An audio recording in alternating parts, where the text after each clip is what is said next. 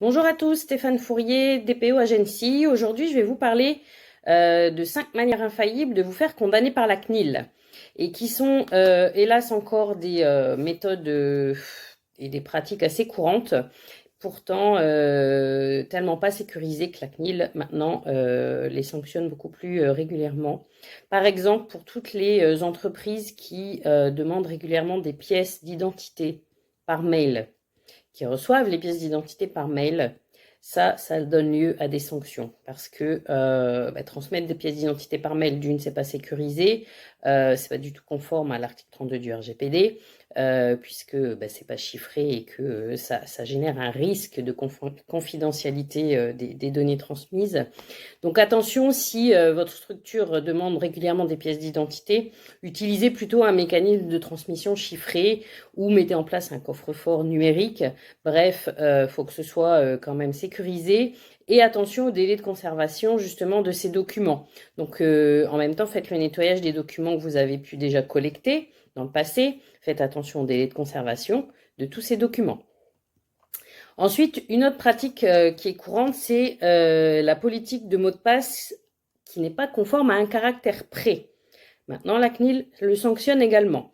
Les mots de passe sécurisés dont le nombre minimum de caractères n'est pas assez complexe, aujourd'hui, la CNIL va pouvoir aussi sanctionner parce qu'un seul niveau de complexité ne satisfait pas aux exigences de la CNIL et du coup, c'est sanctionnable.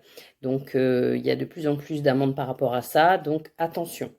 Donc faites bien le tour de toutes les applications que vous avez et assurez-vous que tous les mots de passe sont bien complexes, robustes et conformes et non connus de tiers, bien évidemment, parce qu'à défaut, revisionner 600 000 euros au choix. Une autre pratique courante et qui est aussi très sanctionnée en ce moment, c'est la case de consentement qui est cochée par défaut. Donc normalement aujourd'hui, ça ne devrait plus surprendre personne, sauf un gros client Accor, notamment pour pas le nommer, à qui c'est arrivé récemment, mais on ne met plus de cases pré-cochées par défaut sur un site web parce que d'une, ça montre un déficit de formation en interne, un manque important de process et d'organisation notamment.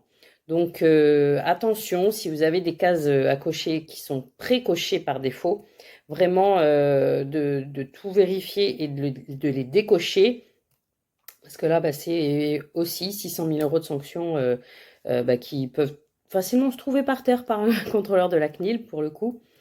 D'autres points plus classiques qui peuvent engager des sanctions, c'est que le site n'a pas de mention légale RGPD, qu'il n'y a pas de respect des droits des personnes dans les délais imposés par le RGPD, ça c'est sanctionnable également, qu'il n'y a aucun respect du droit d'opposition, ça c'est sanctionnable aussi.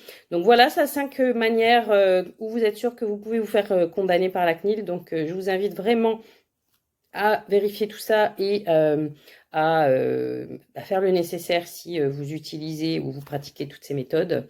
Moi, je reste à votre disposition si vous avez besoin de conseils. Mettez-moi un commentaire ou je peux vous faire bénéficier, bien sûr, de 30 minutes de conseils gratuits. Je vous dis à la semaine prochaine. Bonne journée!